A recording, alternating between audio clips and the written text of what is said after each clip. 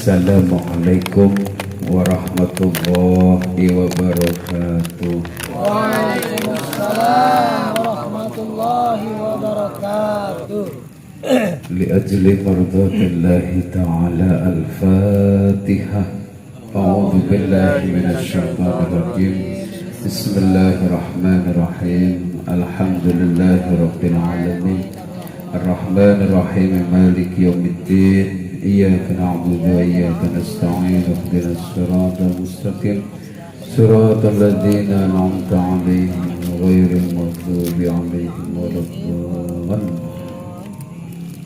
ثم إلى حضرته خصوصا لتأليف هذا الكتاب نفعنا به وبعلومه في الدارين. الفاتحة.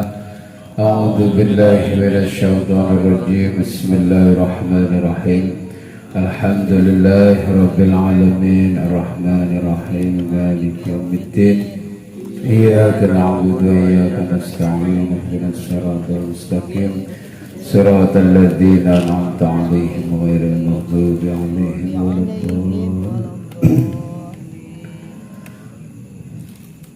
الحمد لله الذي اتصف بالكمالات والصلاة والسلام على سيدنا محمد صلى الله عليه وسلم الذي أيد بالمعجزات وعلى آله وصحبه الذين فعلوا الحسنات واجتنبوا المنكرات.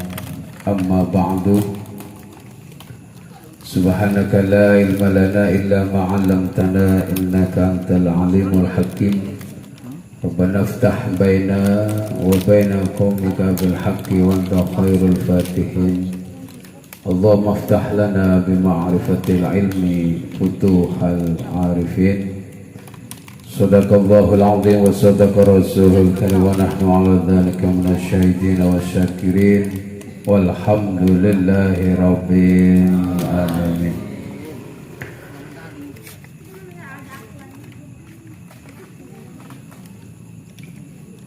Hadratul muhtaramin para alim wal ulama, para asatid, para guru, para hujat, wabil khusus yang sama kita hormati Bapak RT yang belum hadir. Mudah-mudahan dia selalu diberikan kekuatan juga kesehatan oleh Allah Subhanahu wa ta'ala. Amin ya rabbal alamin. Dan juga yang saya hormati dan yang saya muliakan Ketua DKM Mushola Al Barokah Bapak Ustaz Rahman. Mudah-mudahan juga beliau selalu diberikan Allah kesehatan, keistiqomahan, dan keberkahan dalam hidupnya. Amin ya rabbal alamin.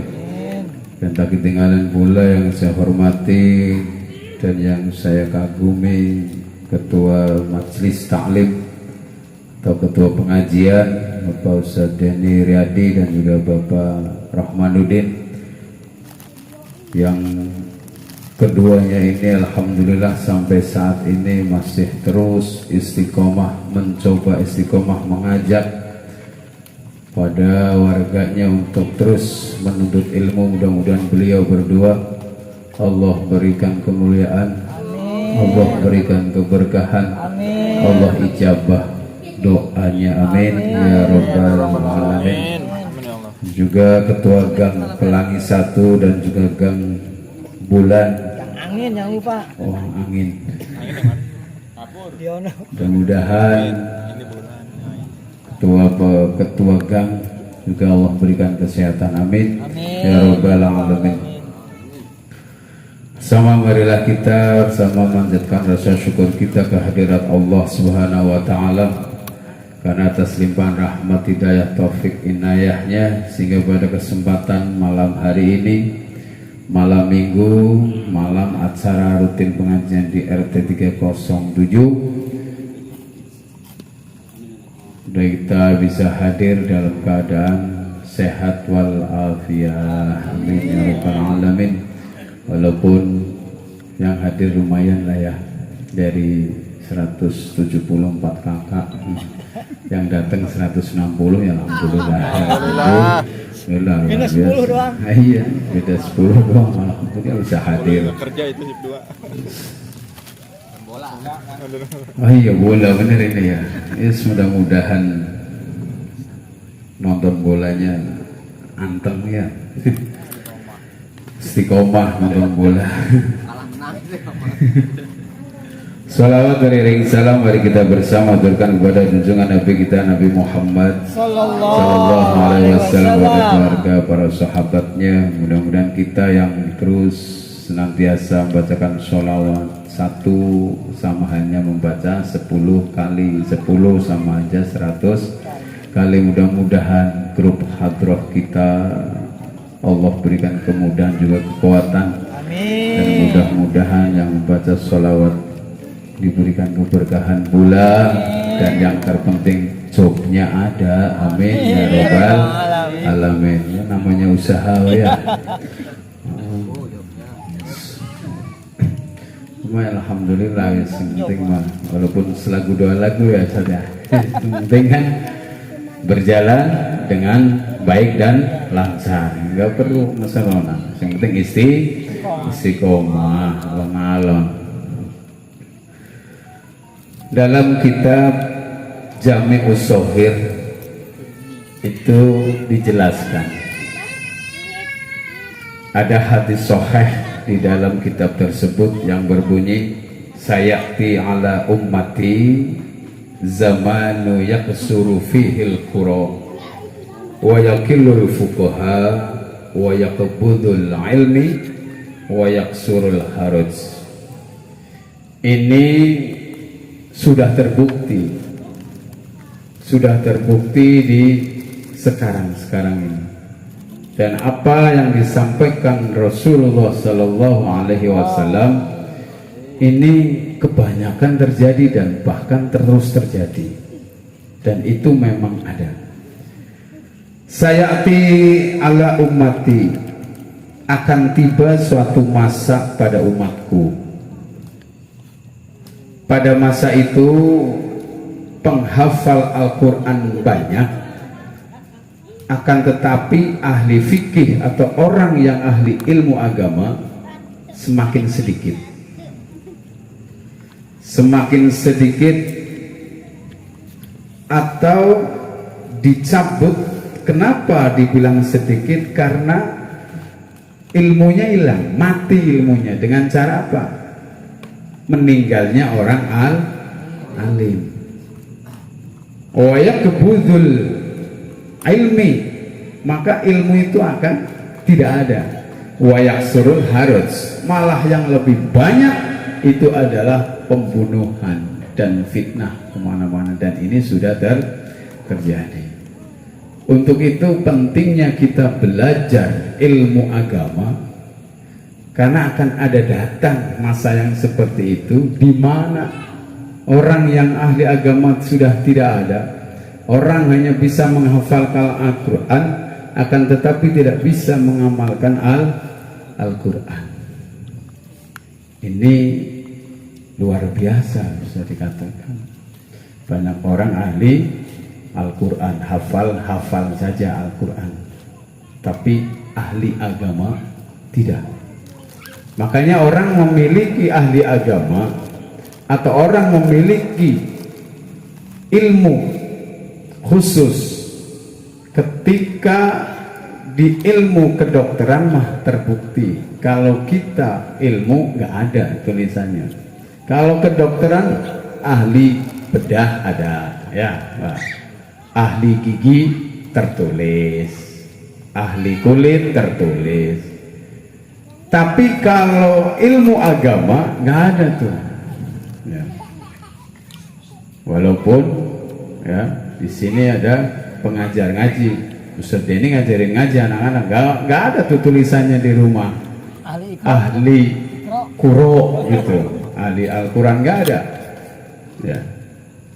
Atau ada yang pandai ilmu fikihnya, tulis di rumahnya ahli fikih, nggak ada. Itu artinya apa? Bahwa begitu pentingnya ilmu agama, yang untuk bisa menjaga kita dan juga keluarga. Karena tanpa ilmu kita akan sia-sia. Wa may ya'mal bila ilmin la yakunu. Mengamalkan sesuatu tanpa ilmu itu tidak ada. Tidak ada itu artinya tidak terwujud dan itu nol. Tidak akan mendapatkan apa-apa. Contoh sing cilik bae gampang ya. Kita wudhu. Wudhu di situ adalah fardunya ada 6. Ya. Fardunya 6 tuh ada kumur-kumur, ada telinga, ada hidung. Ya. Itu fardunya wudhu ada 6. Ketika kita melaksanakan fardunya wudhu, maka 6-6-nya ini karena wajib berarti dijalankan. Kalau yang nggak tahu itu fardunya wudhu, maka orang wudhu pun akan tidak memakai ilmu. Contoh Pak, banyak orang yang mau wudhu tapi tidak memakai ilmu. Hanya yang penting tangan basah, muka basah, kaki basah. Padahal ada aturannya. Baik perempuan maupun laki-laki ketika membasuh muka ya sampai muka, maka ini rahang itu berarti harus basah. Ketika membasuh tangan maka harus di atas siku. Tapi kan ketika kita pakai panjang, baju panjang, lengan panjang, maka gulungnya kebanyakan dari separuh lengan ya. Karena nggak ngerti ilmunya. Makanya pentingnya kita belajar ilmu. Dan hadir kita di sini adalah menuntut ilmu. Karena ilmu ini adalah berkahnya kita menuntut ilmu. Nah, berkahnya menuntut ilmu itu Allah mudahkan jalan menuju surga. Allah berkahkan kehidupannya. Allah kabul doanya. Allah angkat derajatnya. Itulah berkah dari ilmu. Itulah kefadilahan daripada ilmu. Maka itu ilmu itu akan hadir. Ilmu itu akan bisa didapat itu dengan keikhlasan diri kita gitu. Kalau ngaji kita hadir di tempat pengajian nih Pak, kita ngaji di tempat pengajian, tapi pengajian di situ milih-milih, jangan milih-milih ngaji Pak ya, ngaji itu ngaji ya ngaji siapapun. Contoh di sini misalkan ada yang ngajar. Ini tadi korinya juga luar biasa, ya. Itu udah sampai gelik-gelik gitu. Nah itu dari jauh-jauh dari Padang, Sumatera. Luar biasa sampai sini gelik. Ya. Belajar ilmu. Saya nggak ngerti ilmunya. Wa yatala'lahu lahu sakun ajroni Pak. Ngaji itu walaupun nggak ngerti, tapi kita ikut hadir, kita ikut mencoba, kita ikut ngaji, maka mendapatkan 2 pahala. 1 pahala mau ngaji, 2 pahala baca. Itu keuntungannya daripada ngaji. Allah angkat derajatnya. Ada ayatnya yarfa'il ladzina amanu walladzina minkum utul ilma darajat. Wong sing gelem ngaji iki diangkat derajatnya. Mudah-mudahan yang hadir pada malam hari Allah angkat derajatnya. Amin ya rabbal alamin. Melangkah kaki dari rumah di sini jangan karena bolanya nggak menang ya. bolanya nggak bagus terus ngaji aja lah, jangan. Tapi memang gertakan hati kita itu digerakkan oleh Allah Subhanahu wa ta'ala. Di malam hari ini kita lanjut pengajiannya ya. Wa syu'batu samina wa syu'batu as-saminatu asra.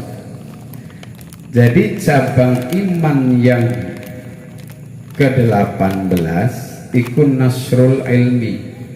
Nasrul ilmi asyar'i. Apa? Mencari ilmu, belajar ilmu tentang ilmu syar'i, ilmu syariat. Ini iman, Pak. Orang yang beriman kepada Allah itu ya mengaji atau mengkaji daripada 72 cabang iman. Ini cabangnya baru ke-18. Liqaulihi ta'ala, liqaulihi sallallahu alaihi wasallam, liyabluwa asyahid minkumul ghaib. Ya. Ayajibu ala sami ma'akulu minkum ayyabluwahu. Liyabluwa asyahid. Ya, kata Rasulullah, sampaikan. Oke, sampaikan, Pak. Sampaikan. Siapa yang menyampaikan? Orang yang ahli agama, orang yang ngerti ilmu. Minkumul ghaib ayajibu ala sami. Nih, sampeyan ngaji itu wajib menyampaikan, Pak. Menyampaikan itu begini cara menyampaikan. Liyabluwa ayat ala sami ma'akulu minkum ayabluwa. Contoh ya, Pak Ustadz Rahman menyampaikan dalam pengajian ini contoh bahwa yang namanya hukumnya mencari ilmu itu fardu ain. Ini disampaikan. Setelah disampaikan ya, lalu jamaah mendengar. Nah, ini jamaah yang mendengar wajib menyampaikan, tapi sebut nama yang menyampaikan. Itu berarti nyambung, Pak. Contohnya gini, Pak Ustadz Rahman menyampaikan bahwasanya mencari ilmu hukumnya wajib, tapi ada yang menyampaikan jamaahnya nyari ilmu itu hukumnya wajib tanpa menyebut yang menyampaikan. Itu enggak sah, Pak. Itu kalau secara penyampaian berarti harus disampaikan.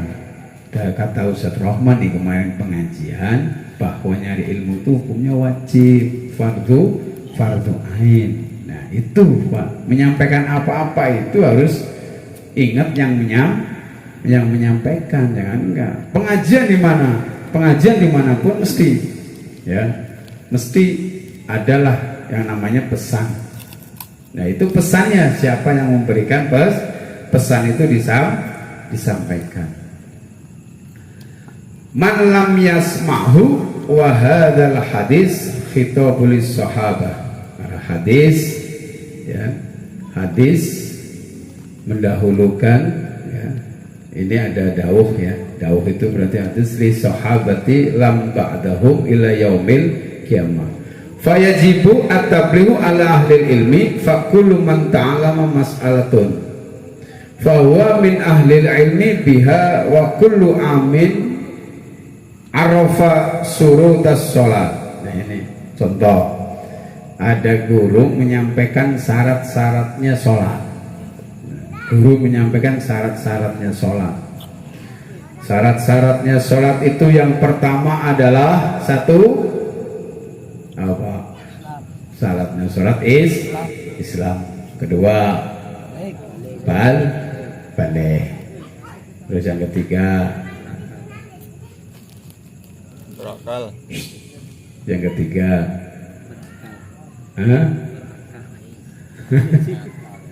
syaratnya syarat pertama Islam, terus balik, terus berakal. Wong sing akale ada sehat berarti wajib sholat. Sing edan ora wajib sholat.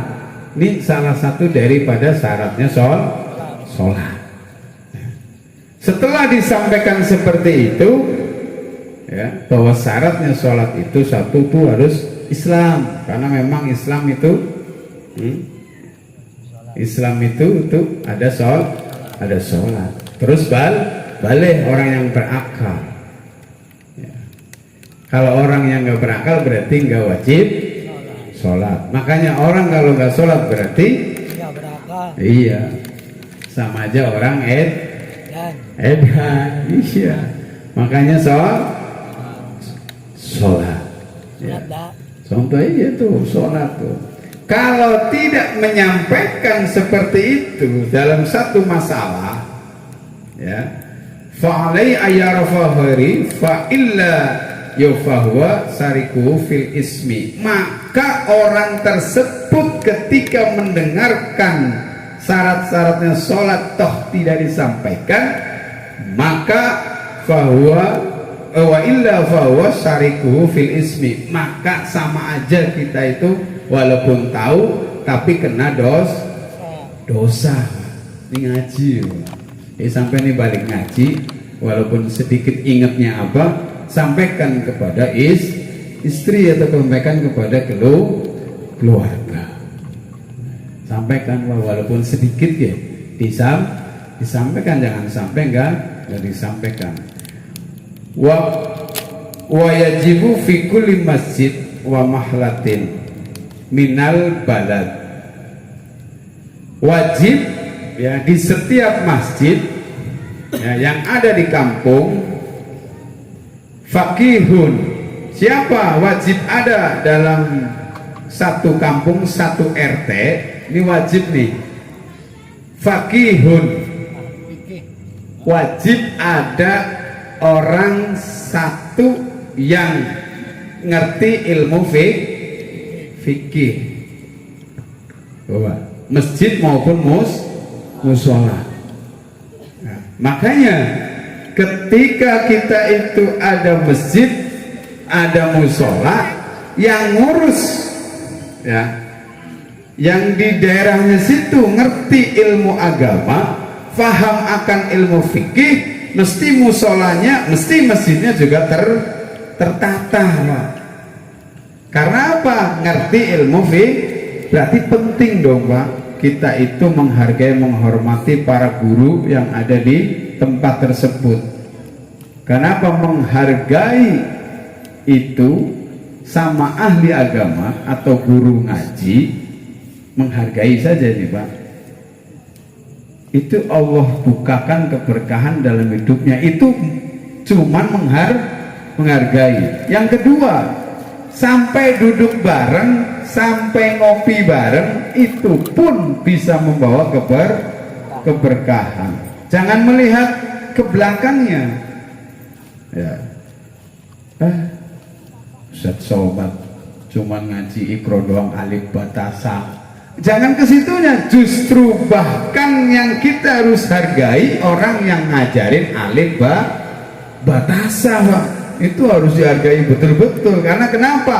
Karena kita tahu Arab, membaca Al-Quran berawal dari ngaji alif batasa.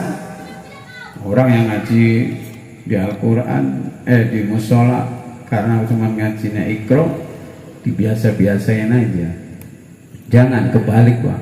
Bahkan dari Imam Ghazali pun, bahkan Syekh Abdul Qadir Jilani pun itu menyarankan hormati orang yang memberikan ilmu alif ba ta sa jim sampai ya.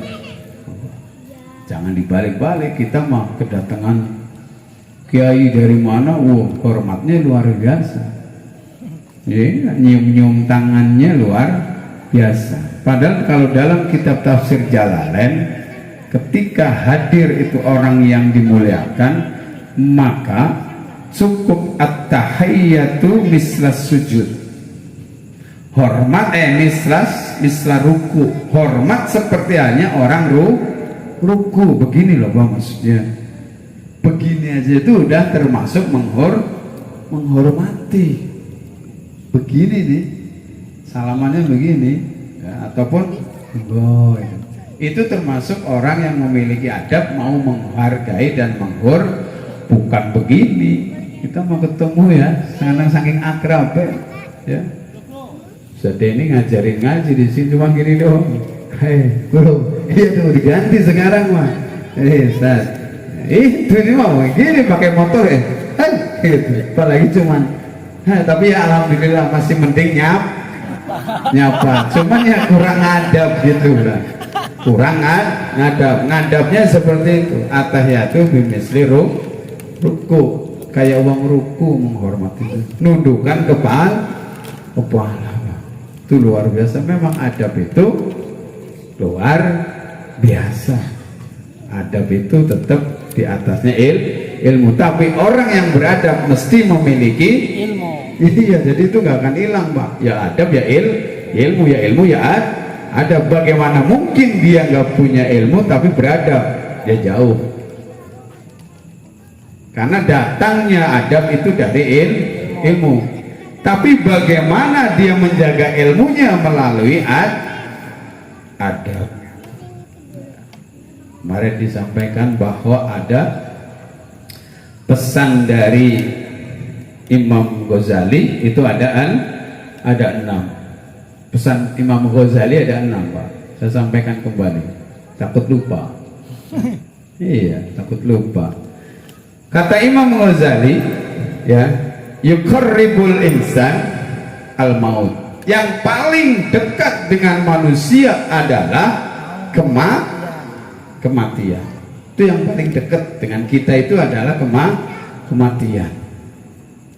Maka kenapa dengan kematian kita hidup itu singkat, Pak? Hanya antara adzan ya dan sholat. Lahir diadzanin, mati disolatin. Hanya antara itu aja. Antara sholat dan adzan. Lahir kita diadzanin, sholat kita dimatiin, mati kita disolatin.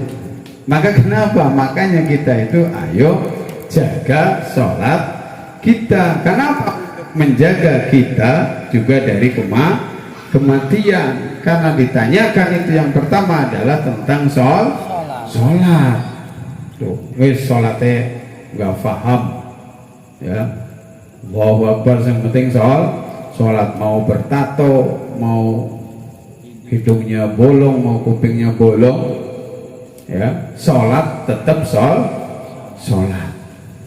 Jangan pernah melarang orang sholat. Orang mau sebejat apapun, kalau masih mau sholat itu berarti artinya ingat Gusti. Itu aja, Pak ya. Dan jangan gampang nyalain orang sholat. Orang sholat kok disalahin ya kan? Nah, yang penting kita ngikutin tata cara daripada sholat. Yang kedua, yang paling jauh itu adalah masa lalu. Sudah, yang lewat ya sudah, jangan terus ungkit baik ya. Ini mau berbuat baik, wah dulu mah dia seperti ini, yang itu mau udah jauh, sudah jauh. Yang paling jauh itu masa lalu. Jangan diomong baik ya, nggak bisa berbuat baik-baik kalau seperti itu. Orang yang bisa bermanfaat buat sesama itu berarti orang baik, bukan orang kaya yang baik. Tapi yang baik adalah orang yang bisa bermanfaat untuk sesama, itu orang baik, bukan karena hartanya, tidak ya, bukan. Yang ketiga, saya persingkat, yang ketiga yang paling besar adalah nafsu. Kata Imam Ghazali, yang paling besar itu adalah nafsu. Ya, nafsu nih. Pokoknya yang namanya nafsu nggak usah dijelasin, ya sampai pada paham. Ya, tetangga punya ini, tetangga punya itu, tetangga punya ini. Karena nafsu hadirnya dari diri kita, bukan dari orang lain, tapi dari diri kita. Makanya menghindari penyakit diri itu sulit, susah. Melawan nafsu itu susah. Kepingin apa baik kudu.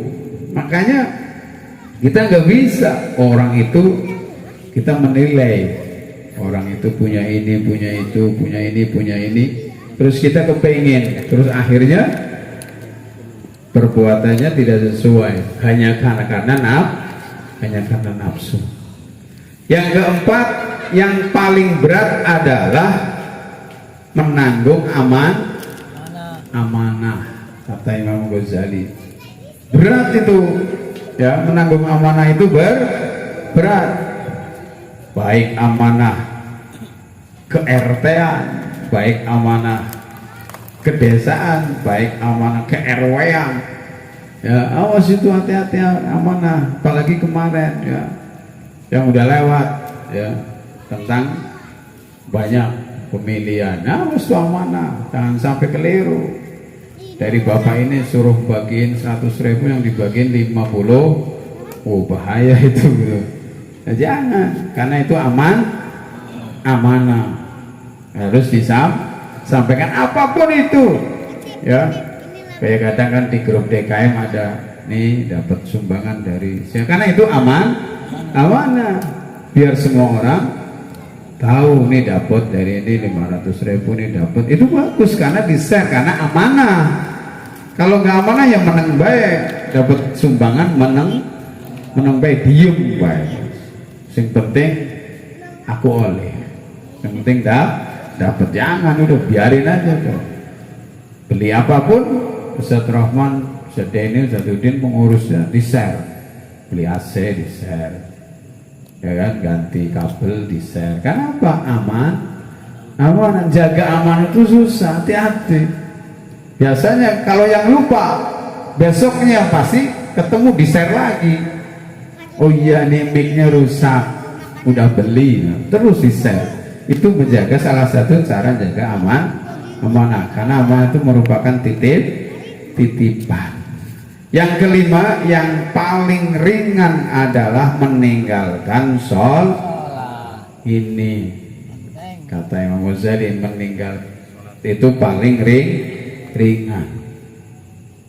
Contohnya juga sudah banyak hari ini saja nih ya, yang hadir pada malam hari ini pengajian udah pada sholat belum kan?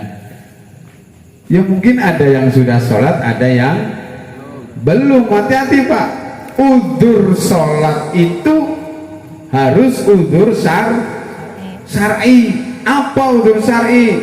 Di antaranya adalah sakit. Nah, terus tidur. Itu udzur syar'i itu Pak.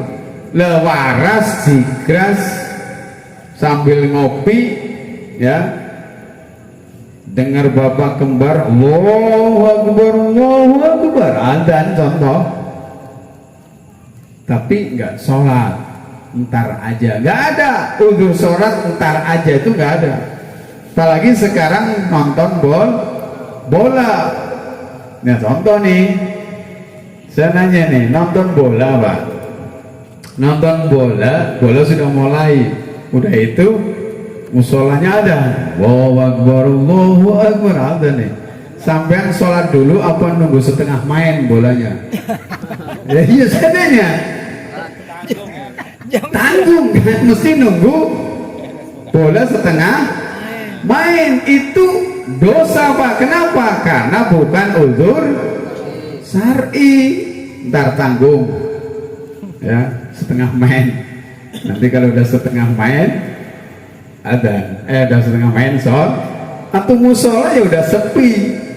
Kalau musola udah sepi Pak, kita itu mau sholat ya nanti loh Pak, karena sholatnya udah sepi. Coba kayak sampean rasakan itu Pak. Aja lagi 10. Iya udah adzan ya, udah adzan, terus udah qomat, sampean belum sholat, terus musola udah sepi. Mau sholat itu aras-arasan Pak, males itu Pak. Iya, karena apa? Kita memang tidak boleh la tusrafu minas sholat, nggak boleh gampangin sholat. Tahrimu tasriful sholat, haram hukumnya gampang sholat. Dalam kitab Irsyadul Ibad seperti itu Pak. Makanya jangan gampangin sholat, ntar dulu lah kita pulang kerja Ya, kita pulang kerja, setelah pulang kerja duduk. Kalau setelah pulang kerja duduk terus dikasih teh hangat, apalagi ada kopinya, gorengan, iya mesti sholatnya tambah mengkok, tambah nanti dulu. Itu mesti Pak, ya. Iya itu, ya ada temennya tambah ya, tambah ada tamu, udah tambah jadi gitu. Makanya paling ringan itu meninggalkan sholat. Padahal Pak, sholat ini ada yang namanya sholat lihurmatil wakti. Karena saking supaya tidak bisa ditinggalkan itu sholat, dikasih cara sampai semudah itu. Kita bawa mobil di tengah tol, nggak mungkin. Berhenti terus sholat nggak mungkin. Rest areanya masih jauh. Terus kita mau bagaimana? Itu di situ boleh melaksanakan yang namanya sholat lihurmatil wakti. Maghrib nih. Ya. Diniatin itu sholat. Usolli fardhu maghribi salah rakaati ya lihurmatil waktu. Niat aja itu, maka setelah sholatnya itu nanti ketinggalan sampai rest area sudah isya, kok sholat terusin di sholat maghrib, itu bukan disebut sholat qadha, bukan, hukumnya bukan qadha lagi, tapi itu termasuk tepat waktu Pak. Sampai segitu itu sakingnya, jangan sampai meninggalkan sholat diberikan kemudahan seperti itu. Rukhsah namanya, rukhsah namanya. Saking sholat jangan ditinggalkan. Bahkan bukan cuma itu, duduk boleh, tiduran boleh, ya kan? Isyarat boleh, pakai hati boleh, pakai kedepan mata boleh. Kalau sudah nggak bisa pakai hati, pakai mata, pakai kaki, pakai tiduran, ya sudah nggak bisa semuanya, berarti itu orang sudah disolatkan alias mati. Makanya sholat jangan sampai ditinggalkan, ringan meninggalkan sholat. Yang keenam, yang paling tajam adalah lidah. Kata Imam Ghazali Pak, bukan kata saya itu. Kata Imam Ghazali yang paling tajam itu lidah. Kenapa yang paling tajam lidah? Karena lidah ini sekali ucap ya tetap membekas, mau sampai kapanpun membekas. Tapi kalau kita kena pisau, walaupun membekas tapi kita bisa lupa. Sok baik Pak, sampai tangannya diiris, ya kan? Terus diobatin, ditempel, dijahit. Lama bertahun-tahun lupa dulu kena apa ya, bisa lupa Pak. Tapi kapan lidah yang sudah berbicara, yang ngomong, sampai nanti pun masih ingat. Saking tajamnya itu lidah. Bahaya memang yang namanya lidah itu bahaya. Padahal kita dalam Al-Quran disuruh mengatakan satu, kaulan karima, kaulan syahida, ya, kaulan ma'rufa, ya, kaulan azima. Itu yang disuruh Allah ketika kita itu berbicara dengan sesama. Ucapannya sing apik-apik, sing mulia-mulia, sing jelas-jelas. Itu. Karena apa? Kata Rasulullah itu, Rasul itu ketika berdakwah itu basyaru wala tunafiru, yasiru wala tuasiru. Rasul itu kalau berdakwah itu yang membahagiakan, bukan yang menyakitkan. Contohnya Pak, ya, bukan yang ngeselin, bukan, tapi yang membahagiakan, yang memudahkan, tidak memberikan kesulitan. Ya, kita orang ibadah ya, datang ke musola, ya, contoh nih, datang ke musola lama nggak ke musola, lama ke musola, bertahun-tahun nggak ke musola, terus ke musola, ada celetuk, kayaknya mau hujan gede nih, gitu ya. Ataupun ini kayaknya, itu jangan Pak, ya, jangan mencegah seperti itu dosa, jangan. Ya. Oh, ini kayaknya nanti ada angin apa ini, gini. Namanya itu nyinggung, nyakitin, jangan mempersulit, ya, tapi mempermudah, memberikan bahagia. Bahkan kata Rasul pun, orang belajar sholat, ya, ketika orang kepingin belajar sholat, walaupun sholatnya tertinggal waktunya, maghrib setengah 7 ataupun mau jam 7 habis sholat maghrib adzan isya, ya biarin, namanya aja lagi belajar. Sholat isya, sholat asar yang harusnya jam setengah 4, ya sholatnya setengah 6, ya biarin. Nanti lama-lama tertata, nanti lama-lama ngerti bahwa sholat itu ternyata waktunya ini. Ya itu tadi, penyampaian kita tahu tentang syaratnya sholat, penyampaian kita tahu tentang ilmu syariat, maka wajib disampaikan kepada orang yang seperti itu. Jadi orang itu tahu, sholat itu jam segini, asar jam sekian, maghrib jam sekian. Tapi kadang kalau dikasih tahu suka sok tahu, kan? Sok tahu kamu bukan Tuhan, gitu. Ngasih tahu, bukan, memang wajib untuk penyampaian. Menyampaikan itu hukumnya wajib. Bahkan kalau kepada istri itu lebih wajib, gitu. Artinya berarti wajib ain, fardhu ain. Istri itu harus diingatkan dan harus perintah, harus disuruh, jangan dibalik. Jangan istri yang nyuruh, yang wajib nyuruh itu suami. Kalau istri hanya boleh mengingatkan, nggak boleh nyuruh. Istri nyuruh, tuh sholat sono udah duhur, nggak boleh Pak, karena itu nyuruh.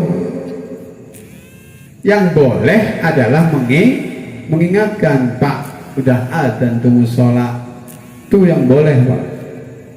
Berbicara tentang ilmu keadaban kayak gitu. Karena apa? Semua yang nanggung itu adalah suami. Maka suami itu harus memberikan perintah kepada istri dan juga anaknya, itu wajib.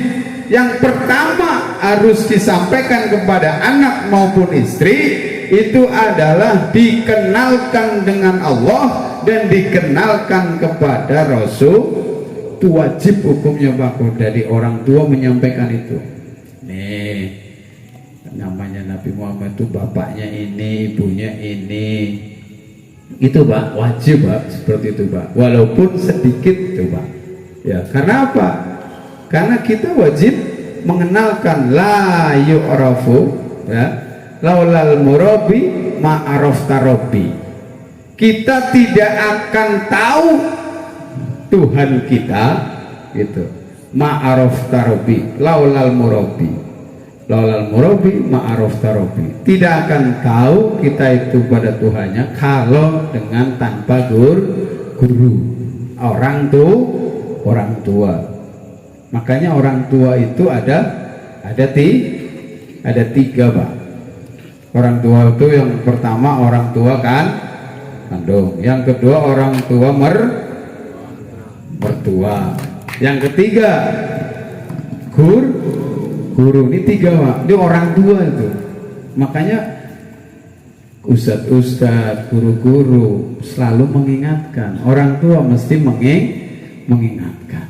Jadi orang tua kita harus mengingatkan. Makanya beruntung yang memiliki putra putrinya dititipin ke pondok pesantren. Kenapa? Secara tidak langsung itu merentah anaknya untuk belajar ilmu agama.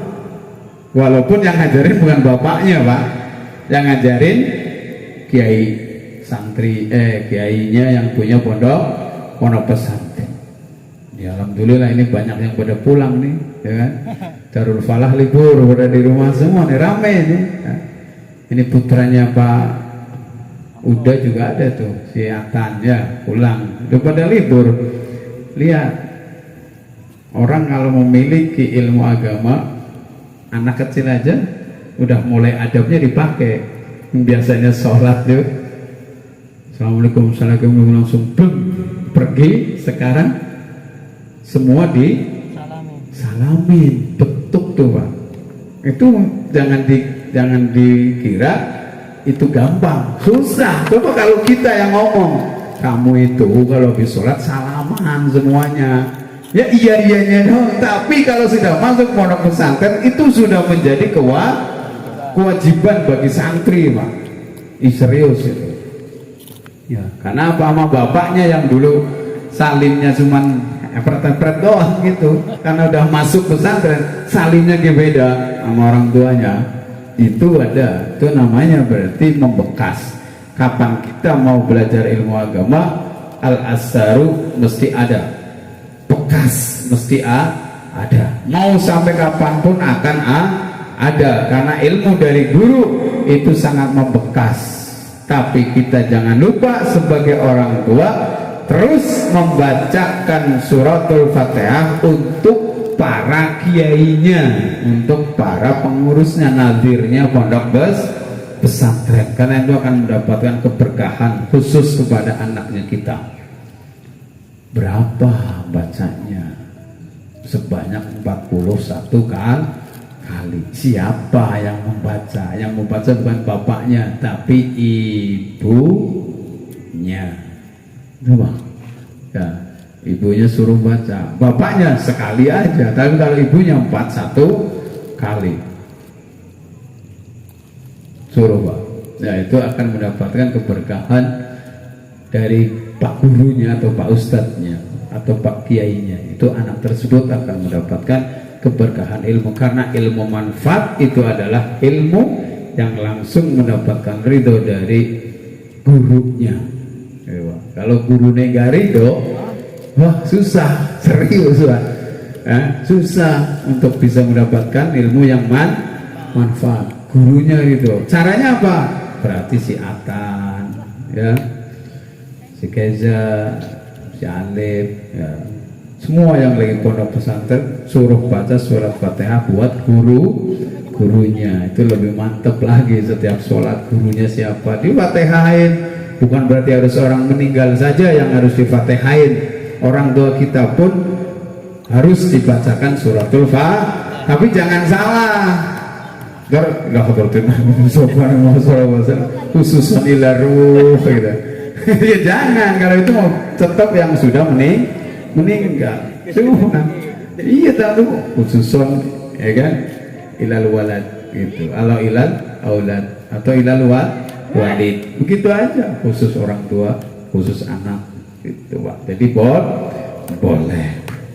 Wa kullu masjidin wa makhlatin min balad faqihun. Begitu pentingnya satu RT, satu RW atau satu desa itu wajib ada yang ahli ilmu fikih, ahli ilmu agama. Dan insya Allah Blok I ini gugur karena sudah pernah ngaji ilmu syar'i, ilmu fikih, dan juga sudah pernah ngaji ilmu tajwid. Ilmu tajwid itu hukumnya fardu kifayah. Berarti kapan satu RT ada yang ngaji, berarti gugur. Tapi mengamalkan fardu ain dan sudah diamalkan.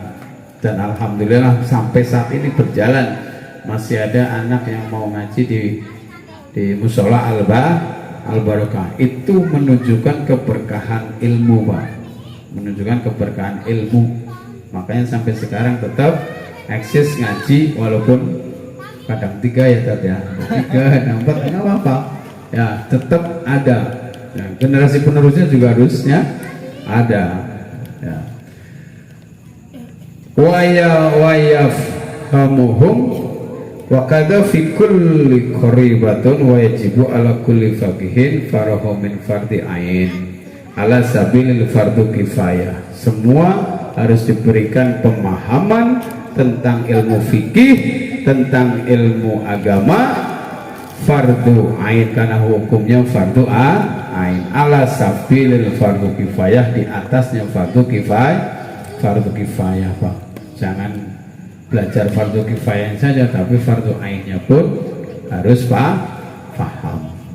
Coba ya, udah jam 9:30 nih, nggak bisa nonton bola karena ada yang kerjet nggak selesai ini kayaknya nih, mau nonton bola nggak apa-apa, sedikit lagi tuh ya. Paham saya kan, kayaknya menang apa enggak gitu, menang